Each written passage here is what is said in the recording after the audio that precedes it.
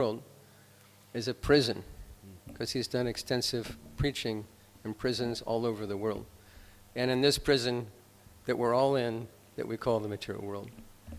So before we start on that, I'd like to read a brief introduction from Maharaj. Maharaj was born in New Jersey, USA in 1947 and came in contact with the International Society for Krishna Consciousness, ISKCON, in Denver, Colorado at the age of 24.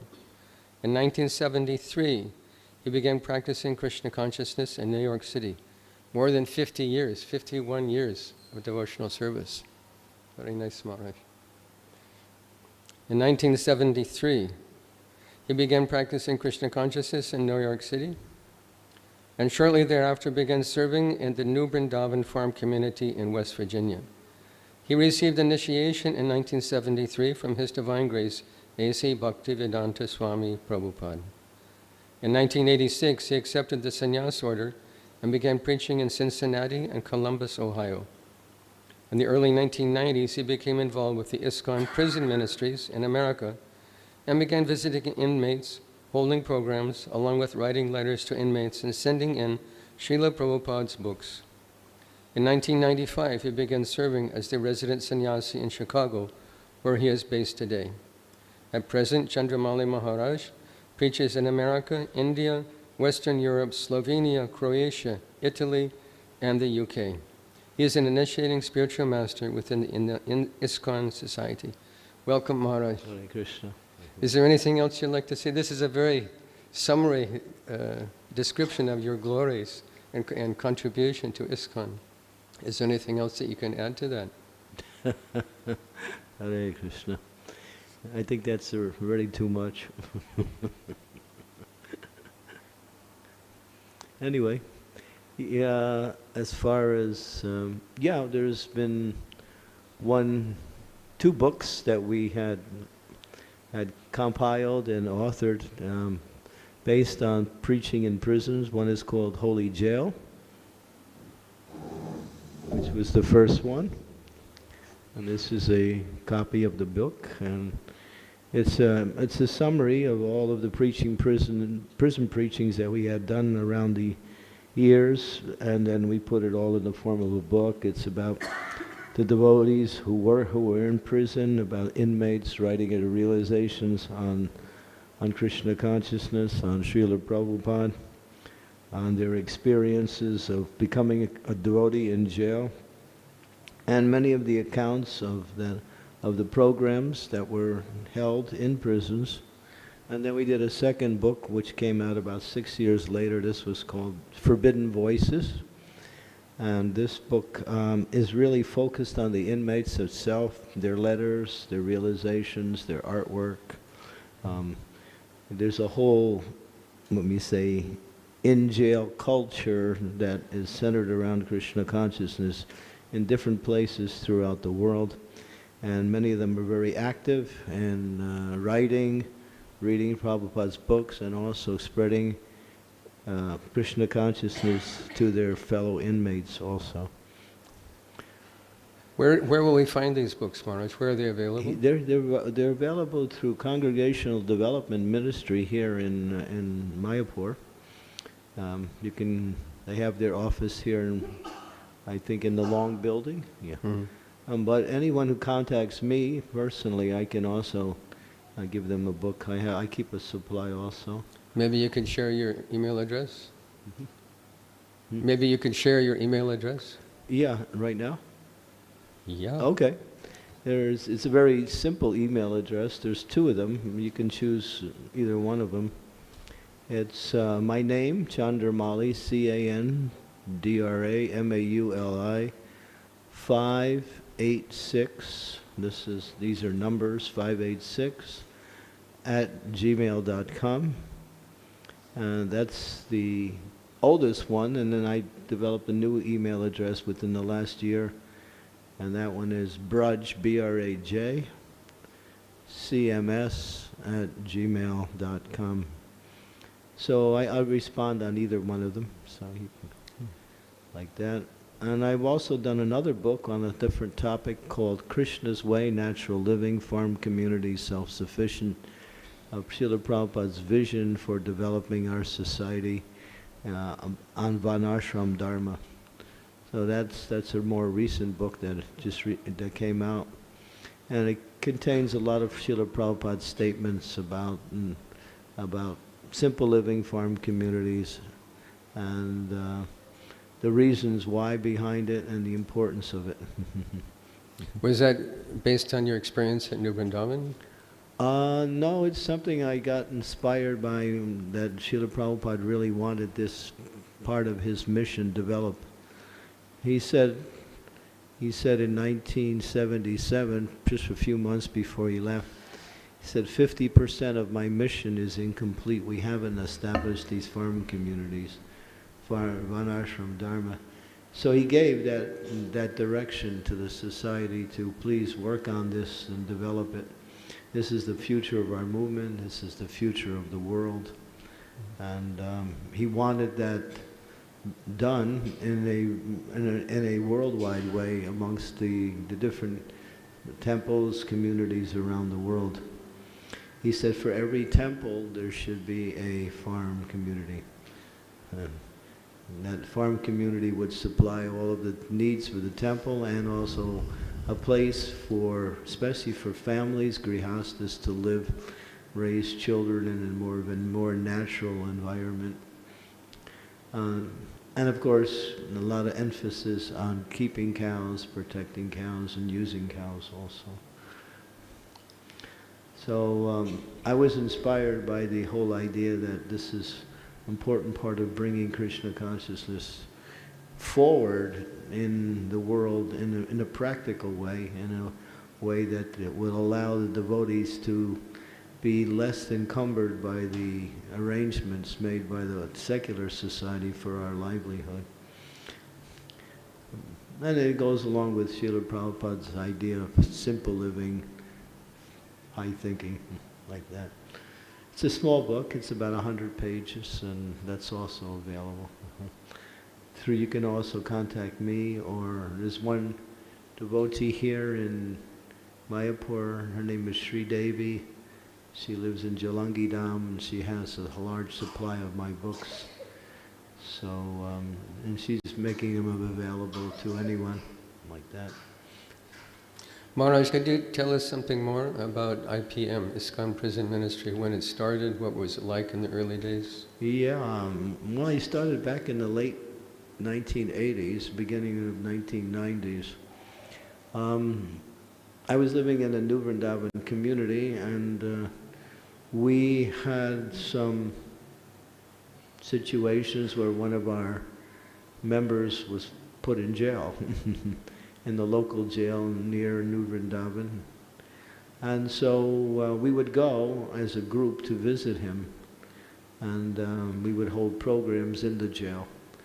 And so I started to see, based on that experience of this one devotee being in jail, this would be a good form of preaching.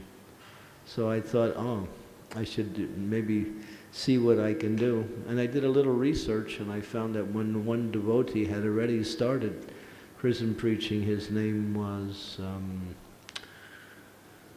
bad with names. Is that Chandrasekhar? Chandrasekhar Prabhu, yeah, from America. He actually wrote letters to as many jails as he could to see if he could get Srila Prabhupada's books in jails. The response was very small, but there was some beginning. So I had connected with him, and he was interested in working. We're working together to try to see how we could get Prabhupada's books in jails. That was the main force. And we had gotten some success going through the library systems in the jails, and also through certain favorable chaplains who were, officiating the religious activities within the jails. And then gradually, I started to find out that there were actually people who were interested in our movement in jail. Some were actually devotees who had been put in jail for whatever reason. And then I started to connect with them. And my first experience with jails was to arrange visitation to go and meet the inmates and just sit there, talk with them, and give them a little bit of connection with Krishna consciousness in that way. And that's how it all started. And then one thing led to another, and then books came in. And the books, when the books started to come in more and more in different places, that's when people became more interested in our movement inside the jails. And then those who became interested wanted to practice.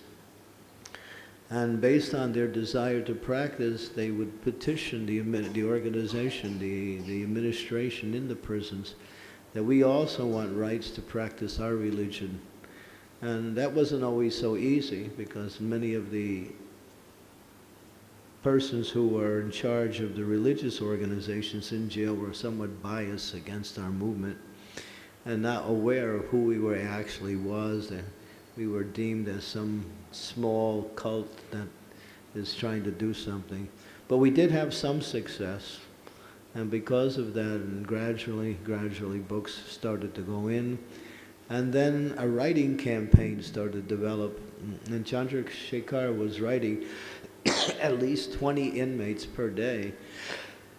And then he was giving me many of the same contacts, and I also started to write. So it all started through letter writing and trying to get Prabhupada's books. What was it like the first time you walked in jail and those big steel doors closed behind you? It was quite unnerving because it was like entering into some kind of lower planet. It seemed like it. And there was always so much, bureaucracy, security, going through different, just like we did a jail program in Liverpool, England, about 3 weeks ago. Just before I came to, I was right at the end of February. And I couldn't believe how many doors we had to unlock to get to the inmates. And there was this lady who was the jail keeper. She had this big chain of keys, it was like heavy weight of keys, and she was moving us from one locked place to another, and finally we got to where we were supposed to go. It must have been about 10 doors. So, yeah, there's many places that you might call it security, but it's just so much bureaucracy. So aside from the administration not being very favorable toward Krishna consciousness, what other obstacles do we face for preaching in jails? Well, it's interesting because an inmate audience, we did have some success in organizing programs within the jails. And it's rare that you find that the inmates who attend the program, some jails, for instance, we are preaching in Croatia, we did many jails there, also Slovenian and the UK. United States was a lot different. The security and the restrictions are very, very big. But when the inmates would come to an organized program that we got sanctioned by the administration, many of them were somewhat, what we say, challenging. Challenge would be a kind of like a small word. The idea is like when you give a class to the devotees, all the devotees are on your side. They want to hear something good. They're rooting for you, Not the inmate audience. It's like that. They want to see what you got. They want to pick out things you say, and then they want to somehow challenge you or give their own opinion based on what you say. So a lot of times you get into some kind of polemics or some arguments. But somehow or other, if you're somewhat humble and they see you're sincere, things somehow move on. Just like when I was in Liverpool 3 weeks ago, 4 of us came in, and we brought some books, we had some instruments, and they let us in. And about 12 inmates came to the program. So as soon as I started to talk, they started to challenge me. you know, they with their own ideas and saying, well, you know, well, you say this, but I say this. So at one point, I couldn't say anything, every word that I was trying to say. And then I said, okay, well, you don't want to hear me talk, so I'll keep quiet. I'm not going to say anything. But then there was one really big kind of leadership guy who was amongst them, and he started yelling at the other guys, let him talk, you know. He came to talk, and he shut everybody else up, and so I was able to. So that's what it's like in jail. So, you know, you never know what to expect. What about the inmates themselves? Someone who actually takes an interest in Krishna consciousness, what challenges do inmates face? What was that last said? What challenges do the inmates themselves face? Inside? Yeah, for someone who wants to practice Krishna consciousness. Well, they are allowed so much, depends on the particular prison rules, they're allowed so much paraphernalia, so sometimes they can only have so many books. And a lot of times they see japa beads as being a dangerous weapon to oneself, and so they're not allowed to have japa beads because they can use it to strangle themselves or somebody else. So we try to give these little kind of like 27 beads on a thing like that. So that's how we were introducing it. So over the years, many times the inmates who wanted to practice were restricted in different ways. Limited amounts of books, and as far as sometimes there would be 3 or 4 of them together. They weren't allowed to meet regularly like the other religious organizations. So there was some discrimination based on ignorance. So that was a challenge for many of them. And sometimes they would come forward and protest, and things would change a little bit, but then sometimes when they would protest, the biggest problem was when someone would become really Krishna conscious and he'd start influencing others, they'd move him out of that jail and put him in another jail. Mm. So that way they would break the Sangha, they would break the... Yeah. What about diet? It must be hard. Diet, yeah, that's always been a problem. We actually went to court in one jail in order to get a diet for a vegetarian diet as part of the regulated diet that would come in for the regulated prisoners. And we lost the case. We tried, but the agencies that were food supply agencies to the jails were much more powerful, and they made their point, and they had their arguments was that, you know, we were pushing out all of them, and so somehow the judge ruled in their favor. We couldn't get in. But there is one jail in California that's completely vegetarian. Yeah. Yeah, that goes back, and that's mentioned in this book here in Holy Jail. You can read about it. Yeah, and it's and they compare the what we say, the crime. There's a lot of crime in jail, and especially drugs and many other forms of violence. That particular jail, which is vegetarian, it's much less. Not much less, more than 50% less than other jails comparatively. Yeah. So that's an interesting situation where by just practicing vegetarianism, people become less violent. Because many of the jails are quite difficult, and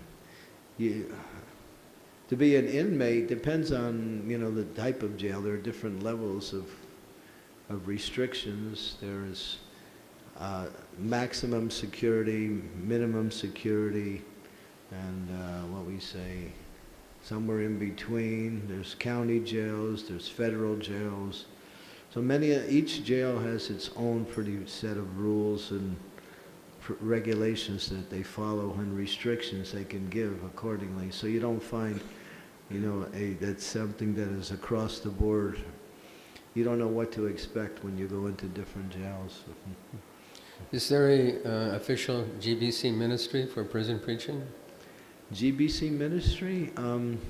Not officially. Congregational Development Ministry became very much interested in our preaching, so they included us in their newsletter. So whatever write-ups that we were doing, they were also including that in their newsletters. So that's the support we got from Congregational Development Ministry here in Mayapur.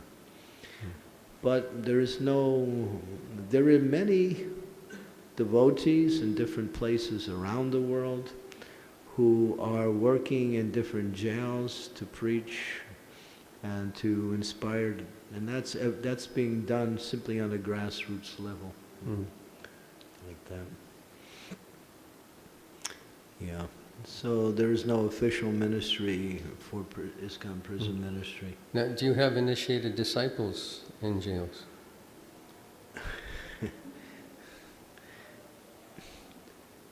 There are some gurus who do. I guess that answers your question in a negative way. But somehow or other, I never took on disciples, and for whatever reason, there was a couple that wanted to become disciples, but it didn't work out within the prison, so. It's hard for them to practice the 4 regulative principles in the jails because the whole environment is really the opposite. The televisions and whatever else is available for entertainment, it just flies in the face of the 4 regulative principles. Well, the whole world is like that. Yeah. Yeah, there's some jails that are more, you can't say sattvic, but they're less tamasic, that's for sure. What about book distribution? How is book distribution going? That's the main thing. Books are really the basis by which we spread Krishna consciousness. The inmates that are practicing, we try to send them, just like in London, we got a nice group of devotees who are preaching there, and we send in like every Prabhupada book. And the libraries, in many of the jails, they want to get a variety of different topics in their libraries. So they're open to take our books and they put it in the prison libraries. And that starts, people's interest in Krishna consciousness. Then they find out, oh, this is an actual organized religion, and they want to find out more. And so many of our books have the addresses of temples, and many of them write like that. So that's one way. And then, of course, there is one very dedicated prison preacher in Florida, in Alachua. Her name is Bhakti Lata. And she's been doing it for more than 20 years, full-time. She arranges for other devotees to write letters to send in to inmates, because then they develop this, what they call a pen pal type of thing, and then inmates will connect with a particular devotee, and that devotee will try to cultivate that inmate in different ways. And then she sends in books, and she also has a newsletter. We have an ISKCON prison ministry newsletter that comes out once every 2 months. Yeah, I've seen that newsletter. It's pretty amazing. Yeah, it's a very, and there are people who help support the newsletter. She raises funds. So there is a lot of ad hoc support that comes from different areas around the world. Yeah, her book distribution numbers are pretty good too, as I remember. Yeah. She distributes a lot of books in that way. But in London, we were really successful. Just before the lockdown came because of the coronavirus, I was doing prison preaching practically once a week for weeks on end in London, and then all of a sudden, of course, when the lockdown came and everything stopped. Mm. But London is going good. We have two, and both of them are ladies. They're working very hard to put Prabhupada's books in jails. And there's one, Radha Dasi, she's getting all of Prabhupada's books into institutions all over the UK, schools, care homes, libraries, hospitals, and of course in prisons also. Mm-hmm. So that's a mass book distribution program, just flooding the area with books. So the inmates that receive Prabhupada's books get pretty inspired. That's how we really connect with people. The chanting comes later, but the books are the first thing. It's really Srila Prabhupada books that really attract people to Krishna consciousness. When they read the books, they get in a nice experience. They write, and I'm really interested in what your books say. Please send more books. I got one book, and do you have any more books? Mm. So it's the books really that are doing the preaching. They get Back to Godhead magazine also? Yeah, the Bhakti Lata runs a subscription with the inmates also. Mm-hmm. And it's all funded by devotees who donate. Now, if a devotee wanted to get involved in prison preaching, how would they do that? Well, every once in a while someone comes up to me and asks me. I usually send them the Bhakti Lata, and she aligns them with some inmate who they could write to start off. If you're really bold, then you can make an effort to try to get into a jail and go through the administration red tape. And As a visitor. Huh? Get into the jail as a visitor. Yeah. I think you know about that. He also does prison preaching. Yeah. He's quite good. He has a whole set of inmates that he preaches to. Actually, at one time I was in 5 different jails. 3 in North Carolina and 2 in Virginia.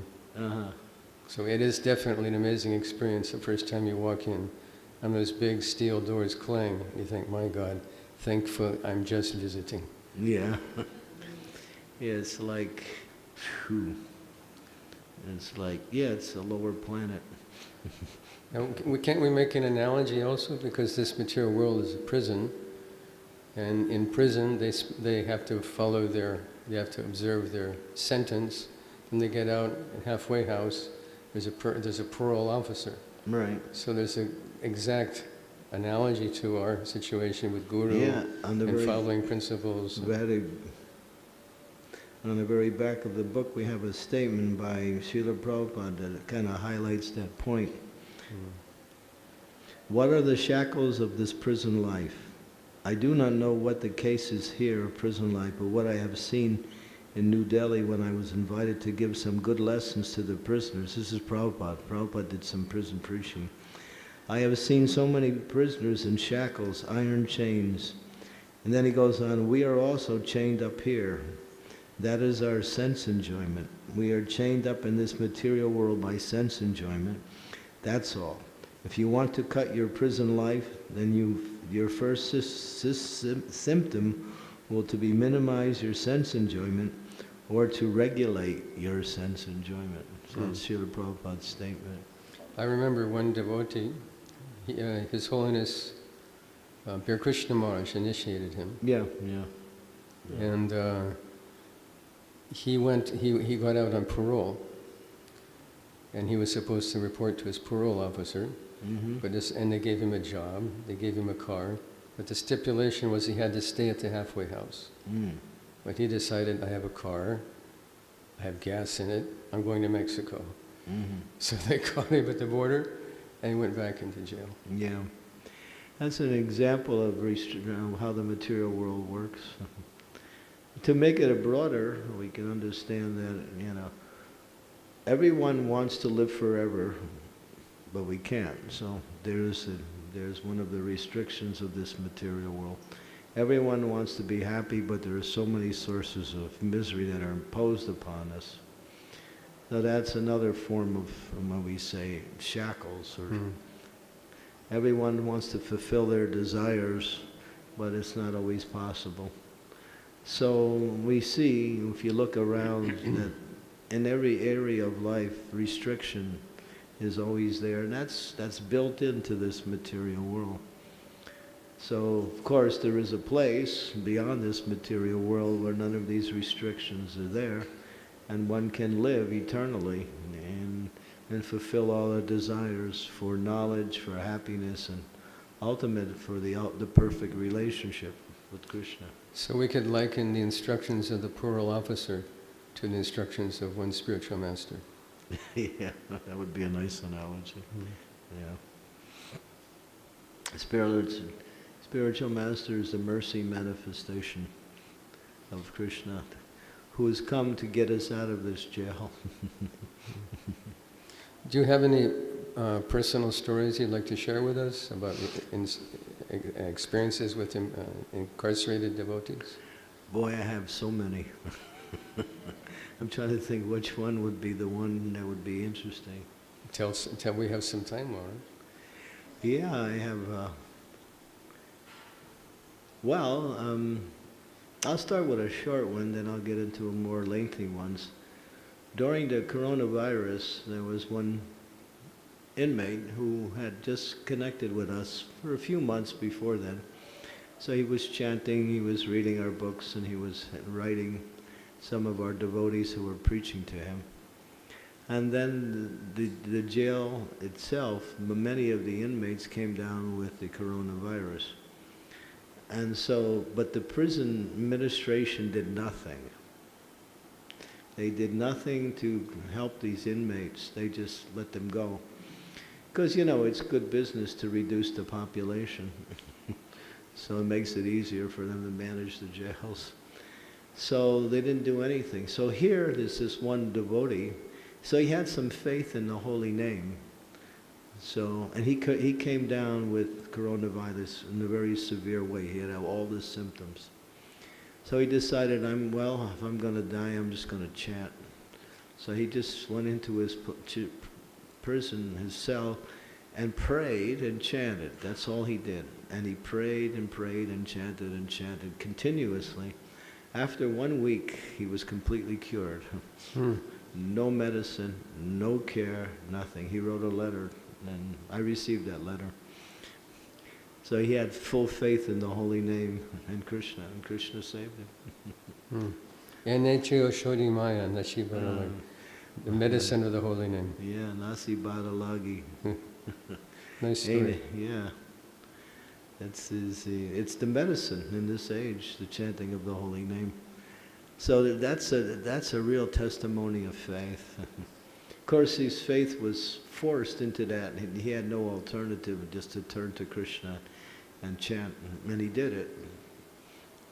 And Krishna did something. So tell us more. I can tell you a story about the jail you introduced me into. Petersburg. Oh, Columbia. South Carolina. In Virginia. Petersburg. Petersburg, Virginia. So Sarvadrik Prabhu connected me with a group that he was preaching. And then I had come a couple times after that. So one time,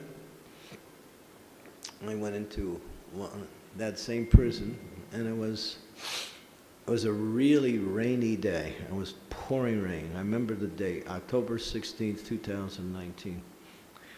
And I came, and they were expecting me. I was supposed to give a Bhagavad Gita class to the group that he had started, and it was about 9 devotees, 9 members. And there was one young man who was initiated by Sarva. His name was Krishna Kirtan. Yeah. Right. And so he was the leader of the group, and I was supposed to meet this group and speak to them. So I came, and then the chaplain came out, Mr. Houston. Yeah, Mr. Houston. And he came out, and I'm sitting in the waiting room, and he shakes my hand, and he, thank you for coming, you know. Just wait here, and I'm going to arrange everything. So then he comes back out, and then I had forgotten my ID. I had no ID on it. And you just don't get in if you don't have an ID. Yeah. I had no ID. And so, and then he escorts me past the security without checking to see if I had an ID or not. So I'm thinking, hey, Krishna's working, all right. So I got in. And then he says, wait here, I'm gonna make the arrangements for you to meet the inmates. So I did. And then after a few minutes, he comes back. He said, oh yes, we need to see your ID. And I was praying to Krishna, thank you for getting me in. Please don't let them find out that I don't have an ID. And all of a sudden, he comes out and says, where's your ID? And I said, oh. I didn't know what to say. I couldn't say that I didn't know you should have an ID, but I did. I said, well, I really didn't know I was supposed to bring one. I kind of made up that story. He said, all right, wait here. And so he went to see the head jailer. What do they call him? And the person is in charge. Warden. The warden, yeah. Now the warden's never there. That's what he was telling me. But he happened to be in that day. Just happened to be there that day. So he went and he talked to the warden and he convinced the warden to let me in without the ID. Wow. So, and I came back and I said, thank you, Krishna. And then I came, and then he was escorting me to where the inmates went. And the inmates came out one at a time, and they all paid full obeisances as I was walking in, one after another. And then I sat there and they started asking me questions, and we had kirtan, and I started talking a little bit about preaching in America and Krishna consciousness, and the program was so successful that everybody was asking nice questions, and everyone seemed to be satisfied. And we took a big group picture at the end, and then when I was over, he escorted me back out, and he said, next time, bring your ID. So that was a miracle, because you just don't get in. If you don't have it, they don't want to hear any excuses. But somehow, by the mercy of the Lord, he inspired that warden to let me in. I think you charmed him, Maharaj. Historically, this particular individual has been antagonistic towards the devotees. Oh yeah. You simply charmed him. I don't know if I charmed him. I didn't do much. I just sat there like this, So yeah, that was a very successful program we had that day. But there are many other stories. I can go through the list. We're preaching in one country around the world that we're not allowed to preach in as a society.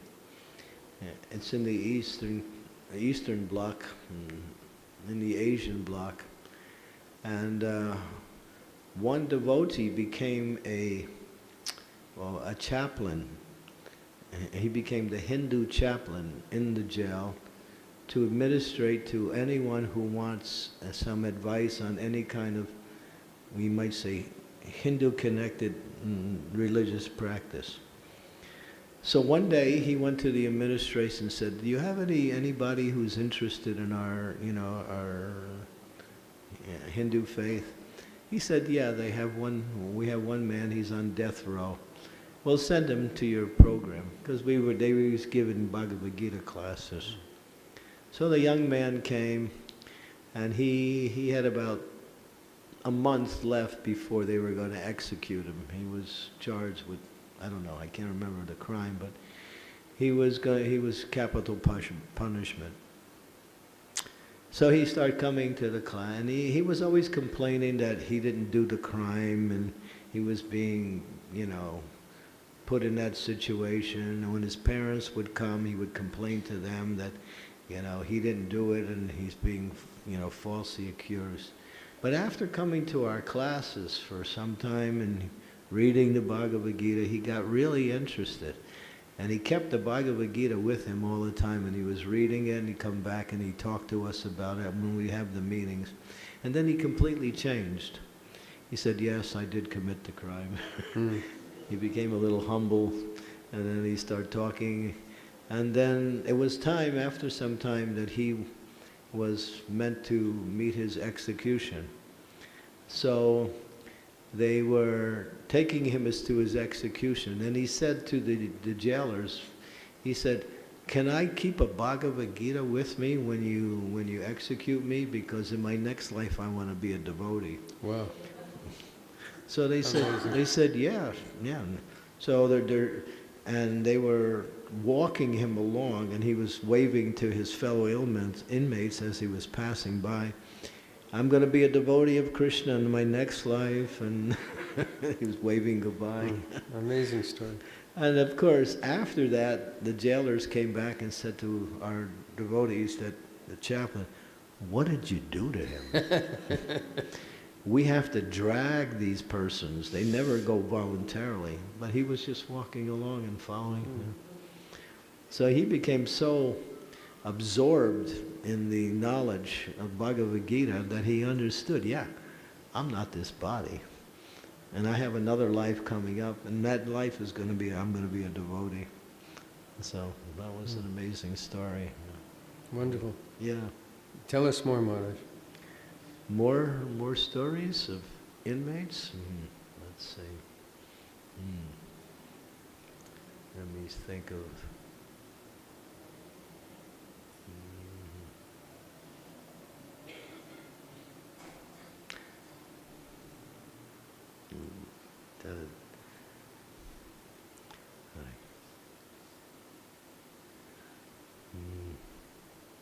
Yeah, there's one devotee. He's actually practicing very seriously. He was a Christian. His name was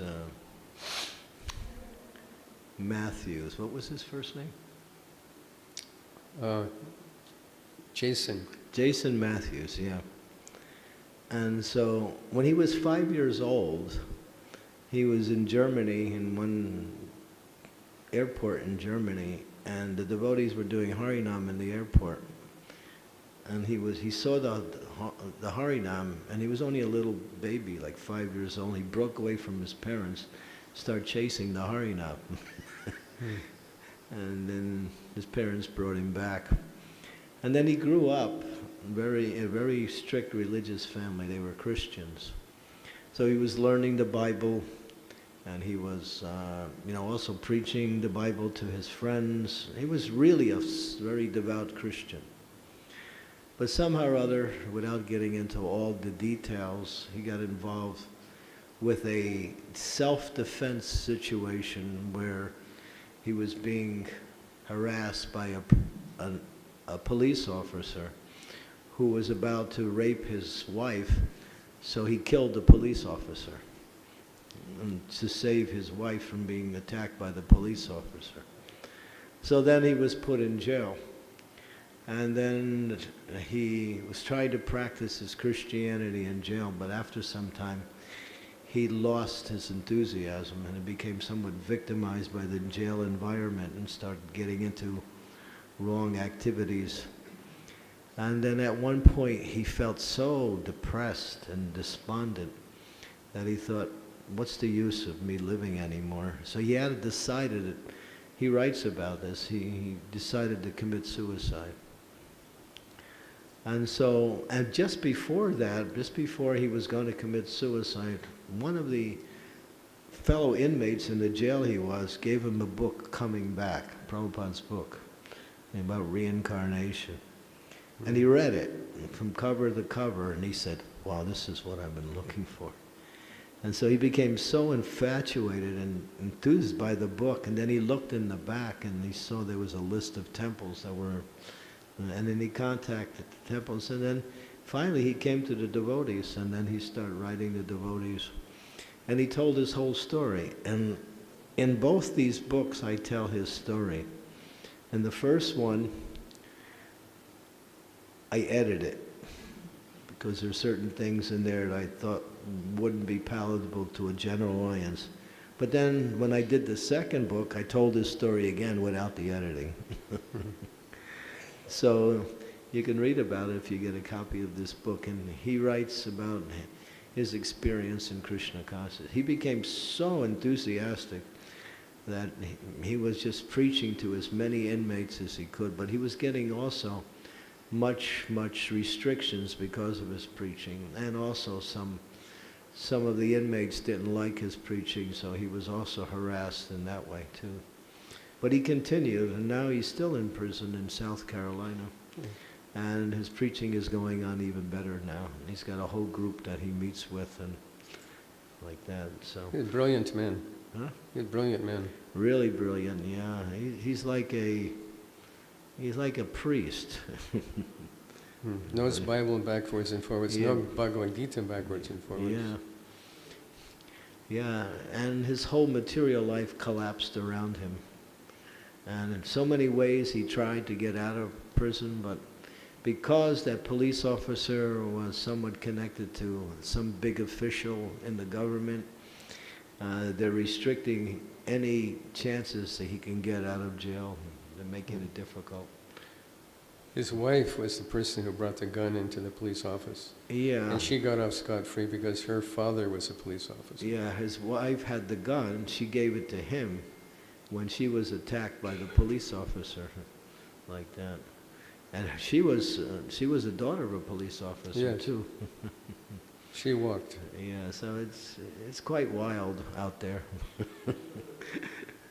And he was charged with first-degree murder. It was not first-degree murder means I decide I'm going to kill that person, premeditated. Right. It was manslaughter, self-defense. It was self-defense, but he's been trying through different agencies, lawyers and others, no success. So they don't want to hear his case at all. So, but he's taken advantage of it by preaching Krishna consciousness in jail. I think he chants 32 rounds a day, reads the book, and he writes. He's also a very good writer. He writes essays. There's a whole collection of his essays that I keep on different topics on Krishna consciousness. So you meet some really dedicated persons.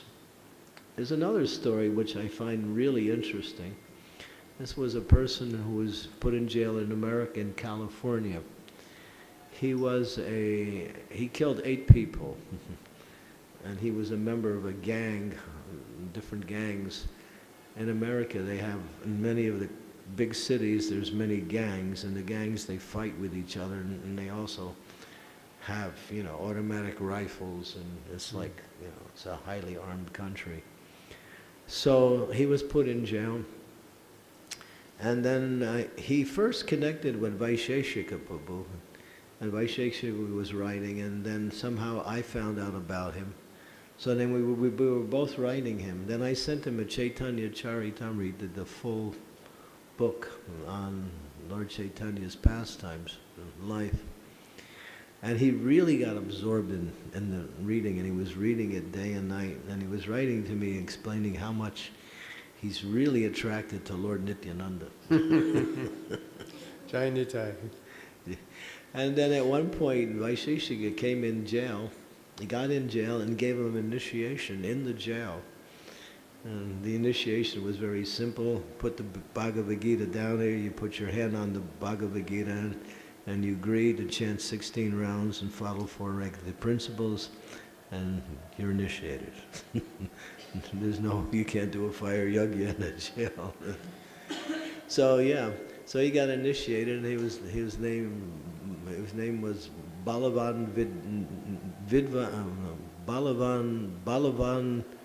Vidvan, something like that. Balavan Nitai, yeah, Nitai. So he wrote me one day in a very incredulous letter he wrote. It was interesting. He said, he's tough. He's a really powerful guy. So he was out in the yard. They have this thing where they go out and they do their exercises and they can walk around. They have a little bit of freedom. So he was out there, and the inmates kind of associate with each other. And so one inmate came up to him and said, his name was Ben Baker. That was his actual name. He said, are your name Ben Baker? He said, yeah. He said, well, you killed my best friend. And then he attacked him. He attacked Ben. And then, but Ben, who was Balaban Nitai, he said, usually when that would happen, I would just destroy the guy. But I didn't. I just grabbed him, I held him down until the jailers came and they took him away. He said, I surprised myself. He said, it must be due to Lord Nityananda's mercy. And he wrote a whole long letter explaining how he would never do that. You know, if somebody was going to attack him, he was going to, you know, finish him off. But he didn't. He became gentle. And so he understood this is the power of Lord Nityananda's mercy. So that was an interesting experience he had. So these are, I mean, these how Prabhupada's books are actually transferring the lives of people in jail. The books are really the main preachers, and we somehow or other just have to get those books in there. Of course, every once in a while, if we're fortunate, we can organize programs in some jails. But that's also difficult. But we've had luck in countries like Croatia. We can get into jails very easy there. They allow us in. Slovenia, it's kind of open. They welcome us in. The administration is happy. They put pictures of us in the jail saying, these people are coming, come to the classes, like that. Not in America, though. It's Opposite in America. It's completely opposite. They don't want you in. If they have to let you in by some legal rule, then they let you in. But and in Croatia, we got, in every jail in Croatia, we got the whole set of Srila Prabhupada's books in every jail there. So that was fortunate. We got some connection with someone who was a politician who liked what we were doing, and he used his influence to allow us to get Prabhupada's books in all the jails. So. And the books are the amazing things. They just transform the lives of these inmates. Any devotees have any questions you'd like to ask Maharaj? Satyanarayan? Yeah. Speak up, Prabhu, so everyone can hear. Loudly.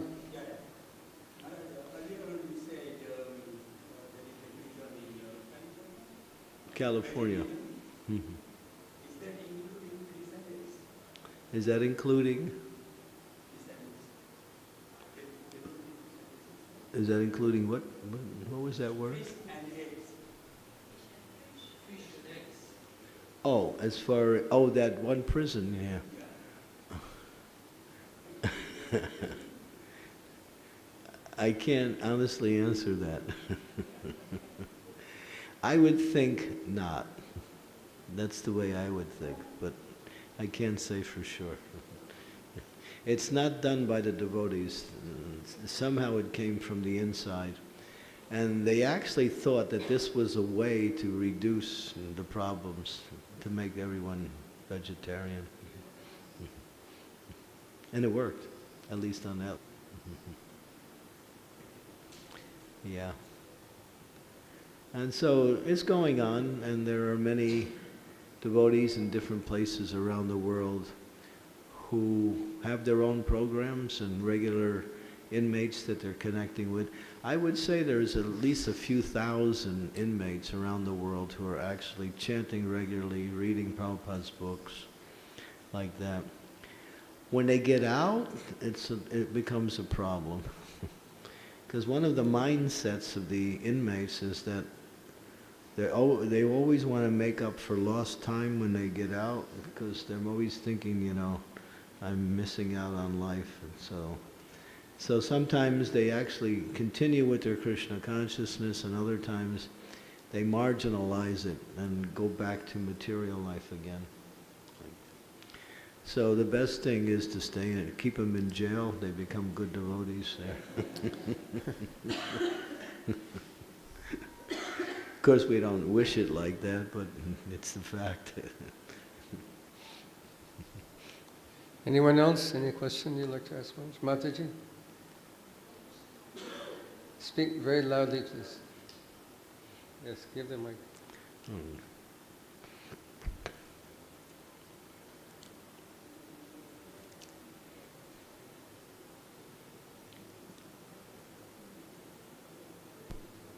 Okay. Okay. It's okay.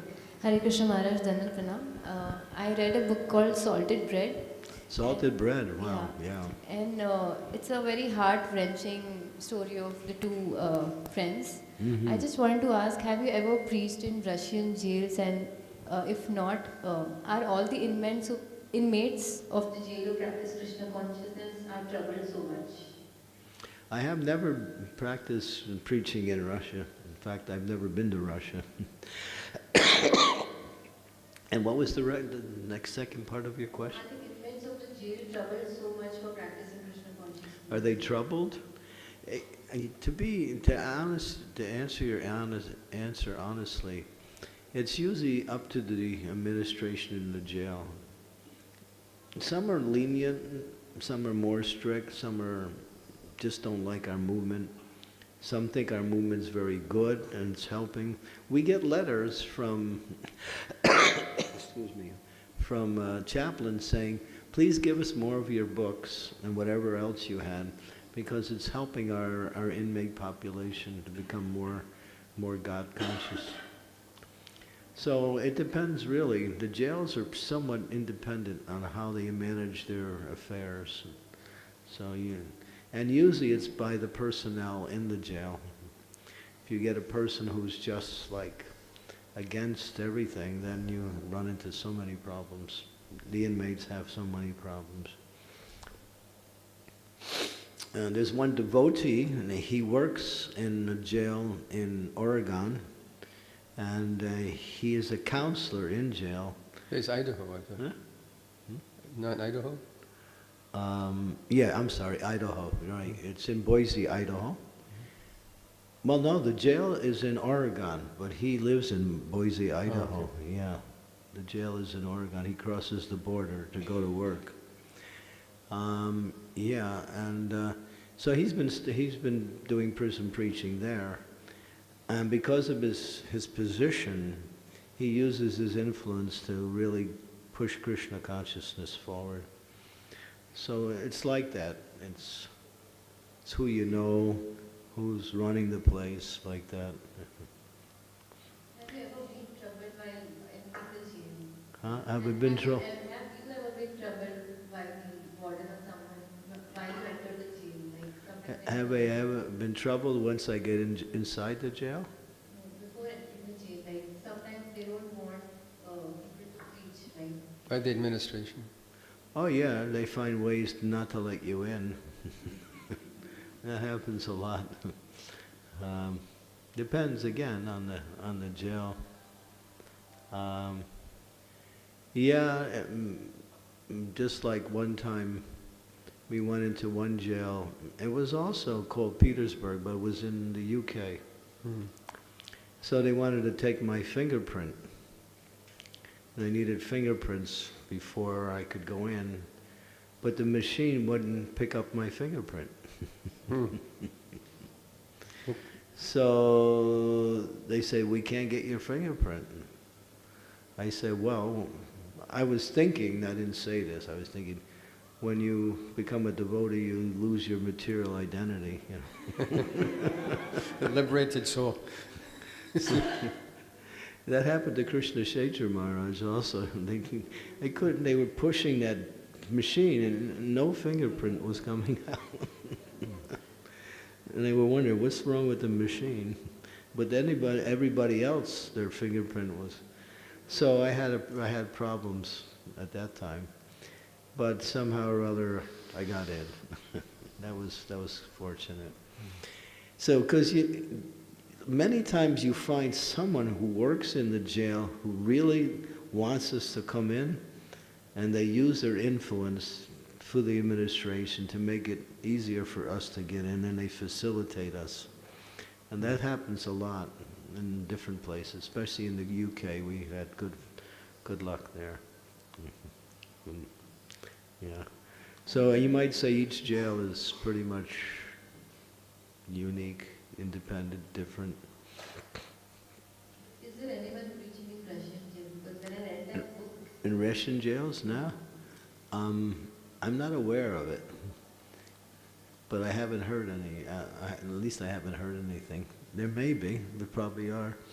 It's not something that's broadcast so often. Those who are actually doing jail preaching simply don't make it public so much. For whatever reason.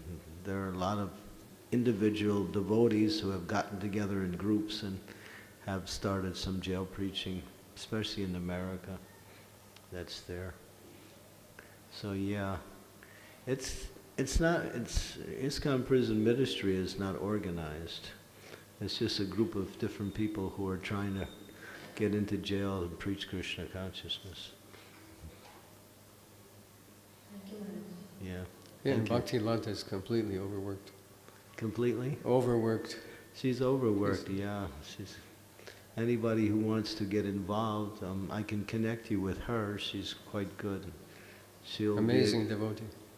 Yeah, she's dedicated her life to it, and very compassionate. Because these persons who are in jail, pretty much, they don't get much connection with the outside world. Even sometimes their family members, friends and others, after some time they lose contact with them. So if they get a letter from someone, they feel so happy. So just by our connecting with them, it gives them some happiness. They feel like, somebody cares. Mm-hmm. And we do care, but a lot of people, a lot of them feel completely neglected by others. So it's good. It's nice way to keep them happy, because if they appreciate, well, the devotees are so kind, then they become more interested in practicing like that. Other questions? Prabhuji? Yeah. Pass the mic.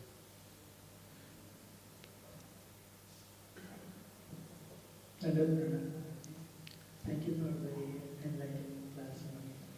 So I wanted to ask this, how we can connect this prison to our regular material life situations? Because this is also one prison where here we Yeah. always compare this same prison to our regular this material work. So Yeah. how will you connect and enlighten us on that? Yeah, I'll read you something as soon as I can find it here. Let me see.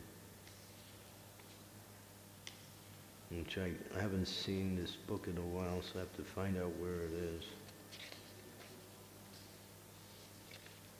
Mhm.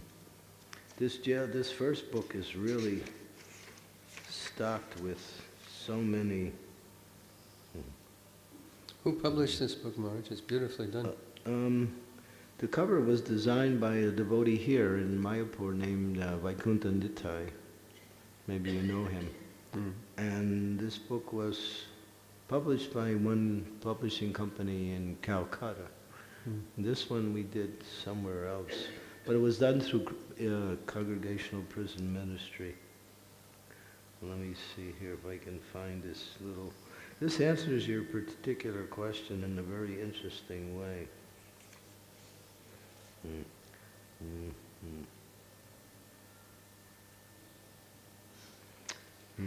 I haven't gone through this in a while, so I'm not exactly sure where this particular thing is. But the analogy is there in all aspects, because prison means restriction, and material life means restriction. Prison life means forced difficulties, sufferings, restrictions. The same thing with material, with prison life. It's the same thing. So this is really cute if I can find it. I'm not sure where it is. So, I mean, all you do have to read is read Prabhupada's books, and he makes the analogy that, yeah, we want to be free, but we can't. We want to live forever, we can't. We want to fulfill our desires completely for happiness, and there's always problems. Suffering comes up, difficulties come up. So many, what we say, outside influences are always there in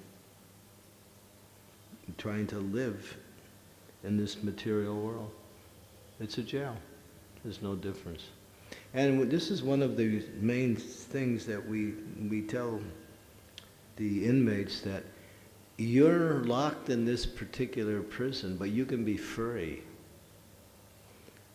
Don't think your freedom means to get out of these four walls called a prison. Your freedom is coming from your consciousness. You can free your consciousness, and by developing that consciousness that is free, and that is Krishna consciousness. That consciousness that is above the restrictions of the material energy. So we preach like that, and they listen, that you can find freedom even while in jail. And this is the subtitle of the book, is called Freedom Within Captivity. So in that sense, it also applies for us, that we're captivated by this restrictive life of living in this material body and having to, experience the miseries of the material world in different ways. I wish I could find this. It's really good. I can't find it though. I'm sorry. I haven't seen this book in a while.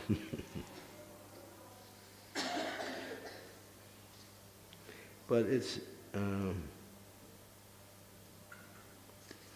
interesting because there are so many interesting stories about how people have changed their lives drastically simply by practicing Krishna consciousness in jail. And I can actually say some of them are really actually happy. And we get letters from inmates saying, boy, if I didn't go to jail, I would have never met the devotees. I would have never been a devotee of Krishna. They actually consider that their good fortune. Yeah, so these are things, yeah. Krishna says in Gita, Daiviyesha gunamaye mama maya duratyaya. Yeah. Mamaye prabhadyante mayamitam. What is Maya? Durga. Durga means a fort. How to get out of the fort? We're locked up by the modes of material nature. And unless we surrender, we can't get out. And that's in jail or out of jail. Yeah, the analogy is perfect, and the points of the analogy actually fit perfectly. The material world is, a place of restriction and limitation. Krishna consciousness breaks that out, takes one above that, and one can actually experience freedom and happiness. I don't know where this little thing I wanted to read is. I know it's in here somewhere. Maybe it's at the end of the book. I'm looking at the front. And, there's a lot of letters from the chaplains. There's pictures here of devotees who are involved in prison preaching. This book is really quite good. We actually are trying to translate it. I think we actually did into Hindi, so we can distribute it throughout India also, like that. Maybe you could hold up some of the artwork, Maharaj. You want to some see? of the pictures. Some of the inmates are very talented artists also. Yeah, I don't know if you'll be able to see it from where you're sitting, but We got the artwork. There's one artist, he is amazing, really amazing artist. Let me see. I don't know, this is a picture of Lord Chaitanya here. It's pretty good.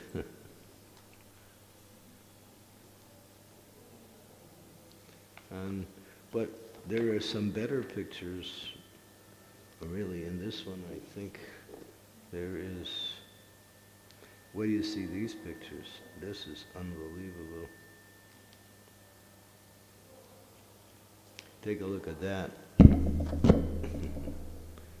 Perfect. It's like, looks like a devotee artist did it. So, I mean, first class artwork. So you get like that. Maybe I put this in this book. Just a little thing. I mean, the second book is more like a follow-up for the first one.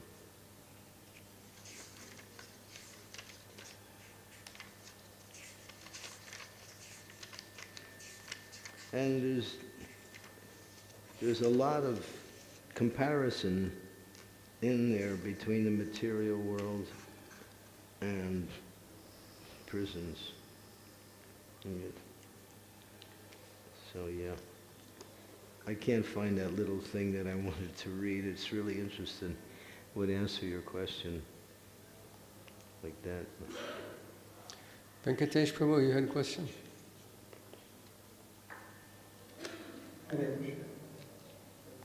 Maharaj, what are the differences between the two books? This one centers completely on the inmates. And this one is broader, gives a lot of philosophy, also gives accounts of different preaching programs, talks about the devotees who are involved in preaching program. We give their bio also, nice stories. This is more like a broader one, the first one. And the second one is the inmates, their artwork, their letters, their glorifications of Prabhupada, poetry, their realizations, how they came to meet Krishna consciousness when they got in jail. So it's about, this one's about them. This one's called Forbidden Voices. And this cover was also done by Vaikuntha Nitai. He's been very helpful in designing these books. Yeah. Another question, Maharaj. What do you see as differences between prisoners in various countries? What do I see difference between? Prisoners in various countries. You were saying about USA and UK at least, and maybe more. Some jails are like picnics, you know. It's not, you wonder, is this actually a jail? I've seen places like in Slovenia, there was one jail where they go home on the weekend. And then they come back, you know, on the weekdays, and so they're part-time inmates. Yeah. Of course, their crimes are not so serious, but yeah, it's like that. Yeah, there's a pretty broad dichotomy between the environments between jails, some of them. And the biggest problem in prisons is that there is a whole drug culture, especially in the American prisons. And so the jailers or the guards, they bring in the drugs and they sell it to the inmates. So they're the ones that actually are fostering the drug culture inside as the jailers. Because the inmates, they get money from different sources and then they buy drugs inside. So then that keeps crime going on inside, and there's always problems because of drugs. drugs probably land people in jail more than anything. Because of wanting drugs, there are so many murders, there are so many thieveries, there's so many different kinds of crimes. It's all centers around drugs. Drugs are the cause of a lot of crime. One more question. Over the period of years, what do you see as a change in the nature of the crime and number of crimes? What is the question again? Over the years, what do you see as a difference in the nature of the crime and the number of crimes? Well, I don't have, all of the statistics, but and jails are organized around that. They have what is called maximum security, where these are they're hardcore murderers that are in those. And then you have minimum security, where and the crimes are less, and usually robbery or some kind of, mostly robberies like that. So,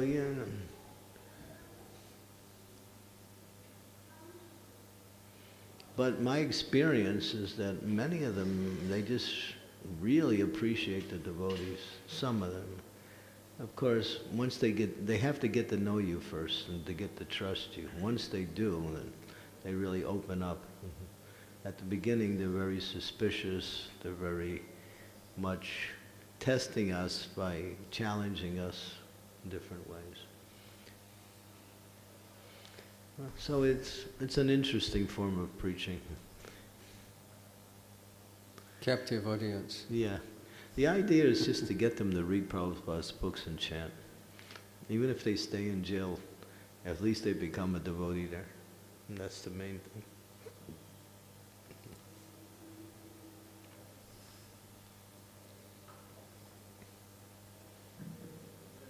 Since the crime rates are increasing, I think visit preaching will also increase in the coming years. Well, it's not good news, but anyway. So yeah, it's like that. Most people who commit crimes don't go to jail. It's just those who get caught. Actually, statistically, 25% of the world incarcerated population is in America. 25% of the entire jail population is in one country, America. Yeah. Yeah, there's some that we also publish those statistics too. And it's something like 2% of the population of America, when this book was written, were in jail. So 2%, and at that time it was 300 million. 2% of 300 million is, I don't know, how much? 6 million. Jail, and on another level, jails are a big business too. It's a big business.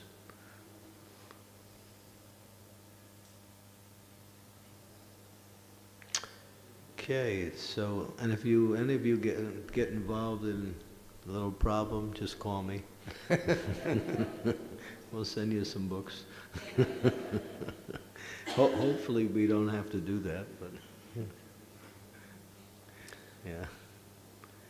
So we'd like to thank Chandramauli Maharaj for spending his time with us, giving us some words of wisdom. Hare Hare Krishna. Krishna, Srila Prabhupada.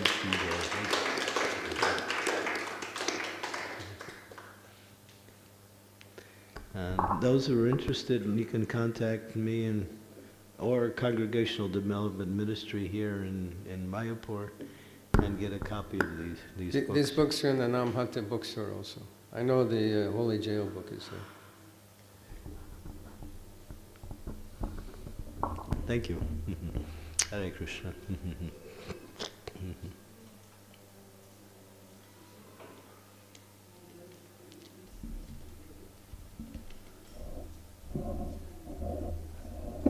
There's Venkatesh Prabhu. He's a teacher, a science teacher at Sri Mayapur International School. Oh. Nice. Very highly educated, intelligent young devotee. Science, huh? Very wonderful service here.